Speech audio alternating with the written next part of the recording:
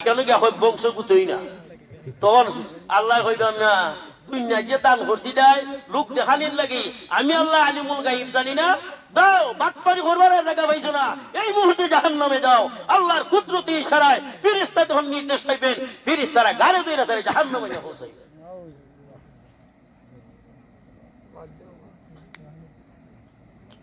এখন শেষ দাতা সাহেব শেষ নানি এখন গেলা শহীদ অনেক তো শহীদের অভাব নাই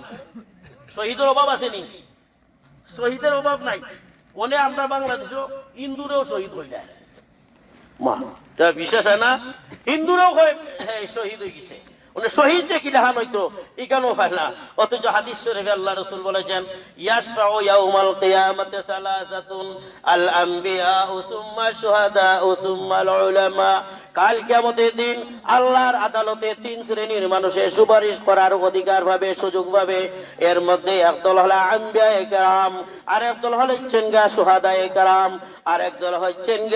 আলিম যারা সত্যিকারের হক্কানি আলিম এই হিসেবে যারা সত্যিকারের আলিম আছে লোকদেরকে সৎ কাজের আদেশ দেয় অসৎ কাজে বাধা দেয় সে নিঃস্বার্থভাবে মানুষকে জাহান্নামের আগুন থেকে বাঁচানোর লাগি চেষ্টা করে ভাই তুমি নামাজ ছাইরো না রোজা রাখো পর্দা পশিদা মতো চলো হালাল হারাম খাইয়া চলো সুদ খাইও না ঘুষ খাইও না জুয়া খাইলো না উরুস দিও না এইগুলি উলামায়ে কেরাম নিঃস্বার্থভাবে জাতিকে দাওয়াত দিতে থাকেন ওইগুলির মধ্যে উলামার কোনো স্বার্থ নাই ওইগুলির মধ্যে উলামায়ে কেরামের কোনো ফায়দা নাই একমাত্র ফায়দা যদি আমি মানুষের সৎ কাজের আদেশ দেই অসৎ কাজে বাধা দেই একটা মানুষও যদি আমার দাওয়াত গ্রহণ করার পরে জাহান্নামের আগুন থেকে বাঁচা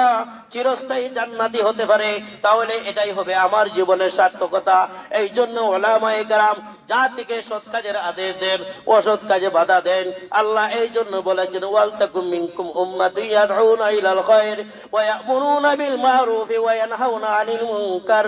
ওয়া উলাইকা হুমুল মুফলিহুন আল্লাহ তাআলা বলেন তোমাদের মধ্যে এমন একটি দল থাকা চাই যারা লোকদেরকে উত্তম বালাইয়ের দিকে ডাকে লোকদেরকে সৎ কাজের আদেশ দেয় অসৎ কাজে বাধা দেয় যারা লোকদেরকে সৎ কাজে আদেশ দিবে সৎ কাজ পাওয়ার পরে যারা এই সৎ কাজের দাওয়াত গ্রহণ করে তার জীবনকে চালাবে আল্লাহ তাআলা এই আয়াতের ব্যাখ্যায় মুফাসসিরিনে কেরাম বলেন দাওয়াত দেনওয়ালাকে আল্লাহ নাজাত করে দিবেন যে দাওয়াত গ্রহণ করে তার জীবনকে সুন্দর করে সাজায়ে তুললো তারেও আল্লাহ তাআলা নাজাতের ঘোষণা দিয়ে দিবেন নাজাত পরিষ্কার এই জন্য উলামায়ে কেরাম যখন আপনাকে আমাকে বলবেন ভাই নামাজ ছাইরো না আমরা এই কথাটারে গ্রহণ করতাম তারা যদি বলে ভাই মিথ্যা বলিও না আমরা ওই সময় মিথ্যা কথা পরিত্যাগ করতাম কারণ তারা জানে মিথ্যা কথা মাত্রে মহাপাপ হয় আল কিযবু উম্মুল কাবাইর মিথ্যা কথা সমস্ত গুনার মূল অতএব মিথ্যা কথা থেকে যখন জাতি বেঁচে আসবে মিথ্যা কথা থেকে যখন ব্যক্তিগতভাবে একটা মানুষ তার জীবনকে ফুটাইয়া তুলবে সত্যরে তার জায়গা দিবে ওই মানুষ কোনোদিনও গুনার কাজের মধ্যে লিপ্ত হতে পারবে না শেষ মিশি কথাটা হইয়া বাদ দিলাইমু আজকের আমরা প্রধান অতিথি দ্বারা শুনছি বলি হুজুর তাই এখনো আইবা আপনারা তাইলে বয়ান শুনতানি